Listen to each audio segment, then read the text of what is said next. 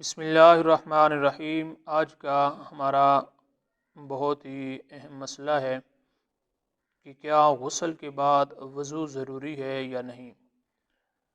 یاد رکھیں کہ اگر غسل جنابت ہے، انسان ناپاک ہے تو غسل کر رہا ہے تو تین چیزیں فرض ہیں۔ سب سے پہلے وہ ہاتھوں کو دھوئے گا، اپنی نجاست وغیرہ اس کو صاف کرے گا، اس کے بعد اچھے طریقے کے ساتھ کلی کرے گا اور ناک کے اندر پانی ڈالے گا اندر تک، اور پھر پورے کے پورے بدن پر پانی بہائے گا۔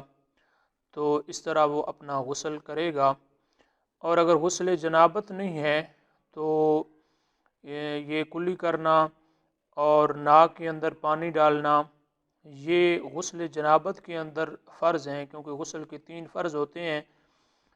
اس کے علاوہ اگر غسل طہارت ہے اور غسل مسنون ہے تو یہ چیزیں جو ہیں وہ فرض نہیں ہیں بلکہ یہ چیزیں سنت ہیں۔